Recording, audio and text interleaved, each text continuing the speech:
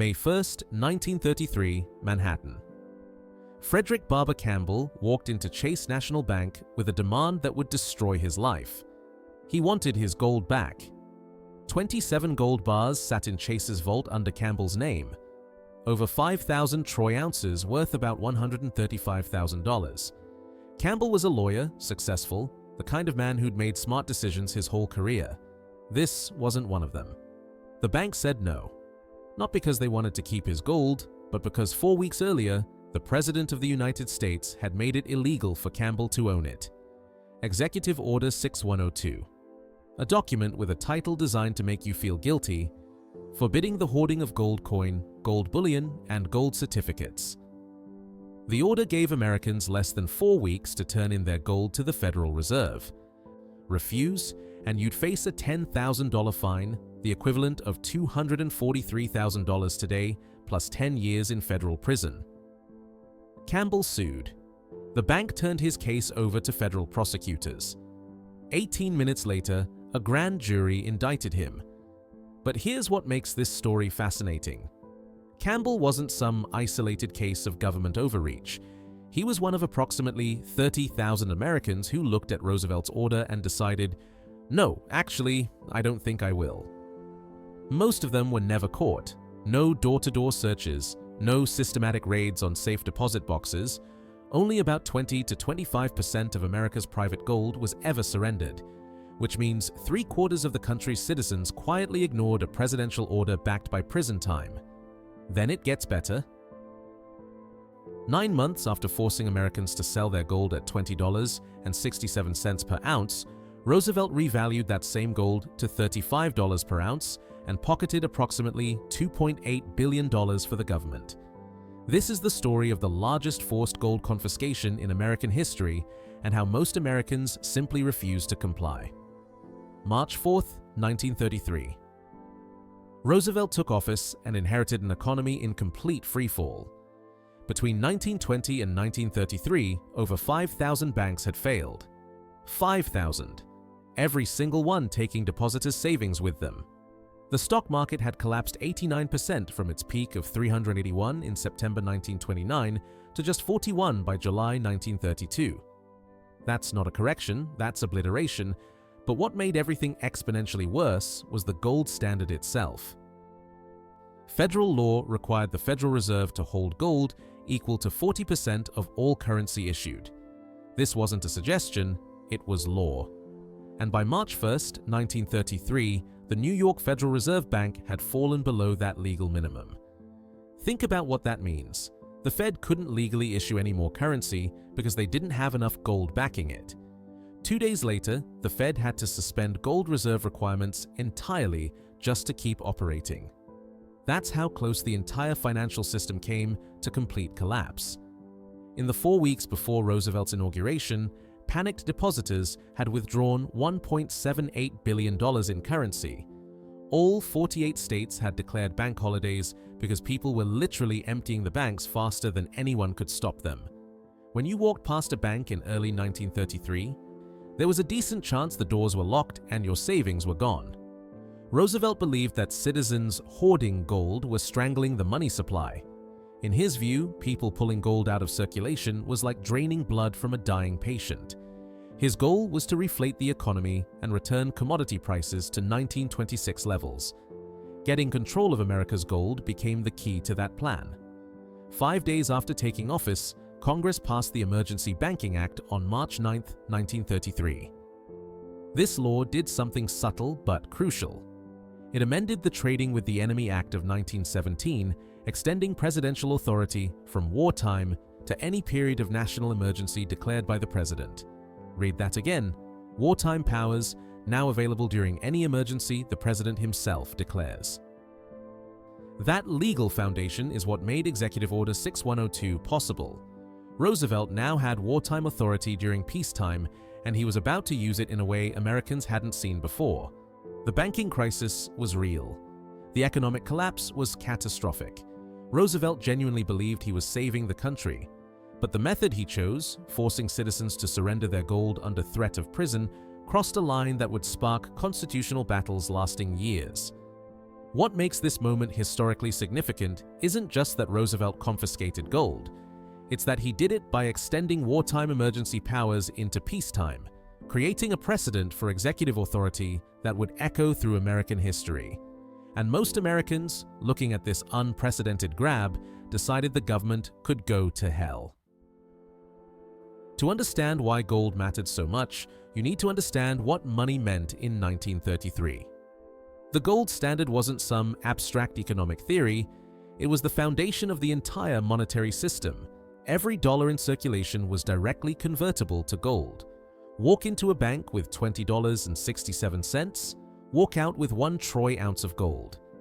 That price had been fixed since the Gold Standard Act of 1900, over 3 decades of monetary stability. This system created predictability.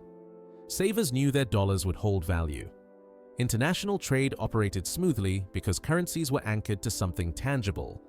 Gold wasn't just valuable, it was stability itself.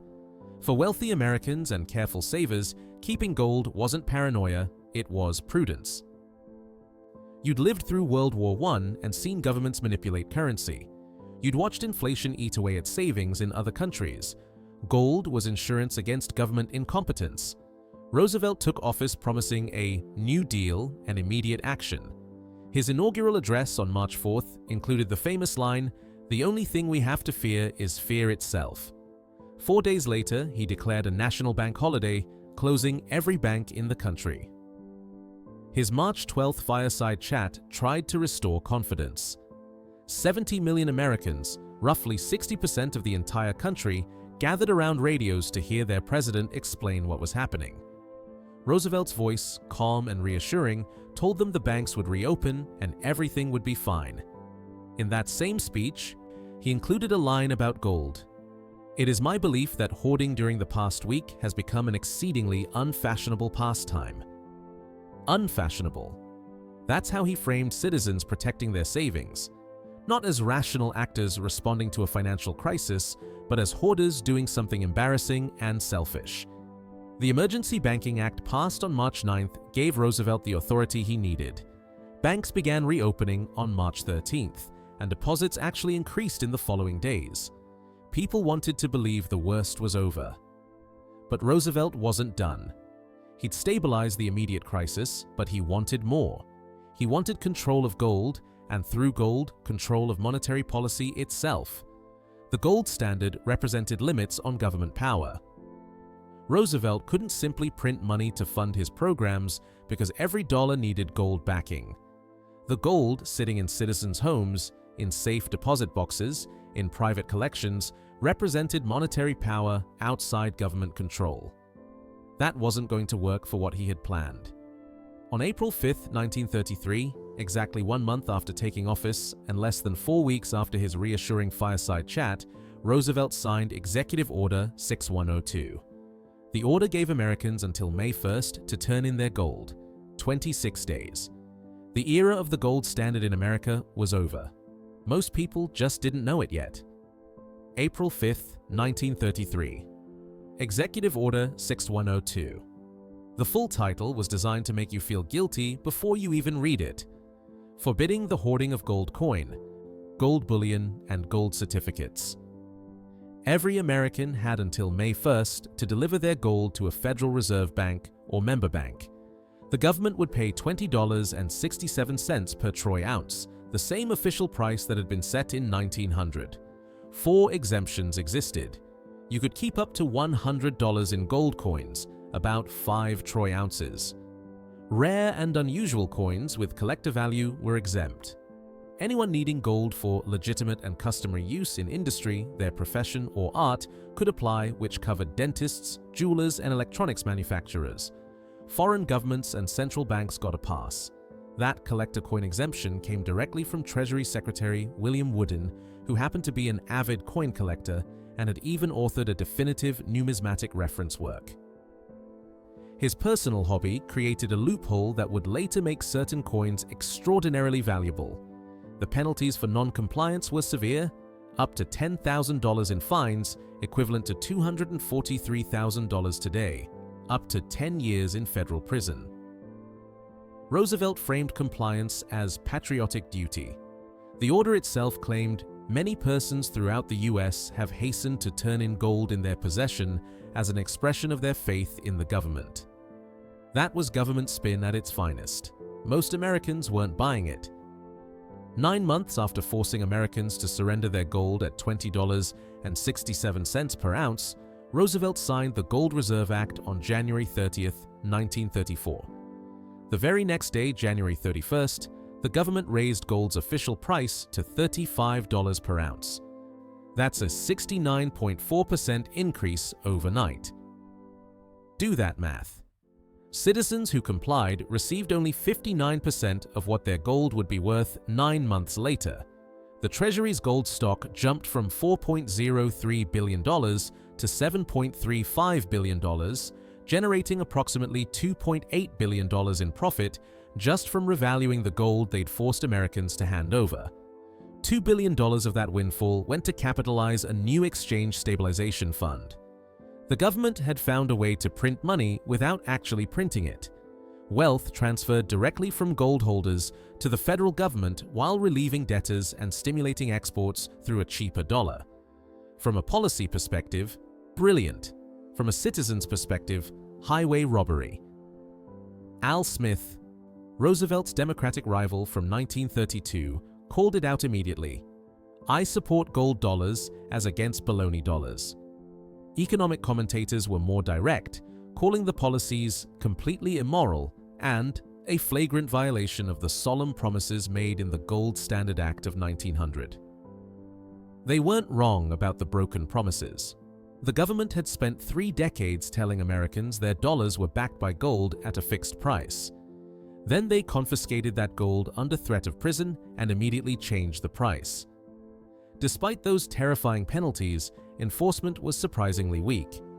Economic historians Milton Friedman and Anna Schwartz estimated that only 20 to 25% of privately held gold was actually surrendered. 3/4 of America's private gold stayed right where it was. No door-to-door searches were conducted. Safe deposit boxes weren't systematically inspected. Most prosecutions targeted dealers and individuals with large documented holdings rather than ordinary citizens who kept a few coins hidden. Frederick Barber Campbell became the most famous case. After Chase refused to return his 27 gold bars, he sued. The grand jury indicted him in 18 minutes flat, clearly meant as a warning.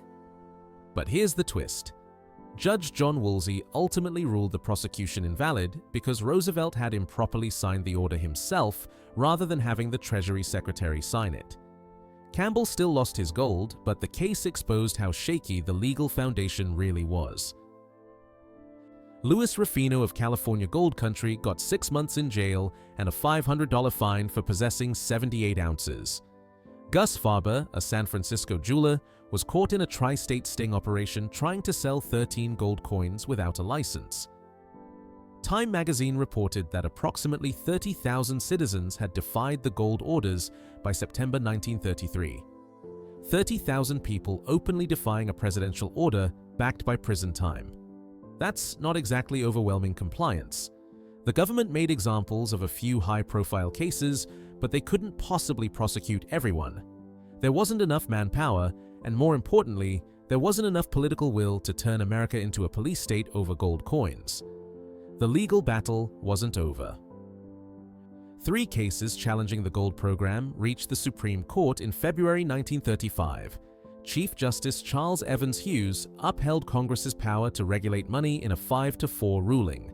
As close as it gets, Justice James McReynolds delivered one of the most dramatic dissents in Supreme Court history, declaring from the bench, "The Constitution, as many of us understood it, the instrument that has meant so much to us, is gone.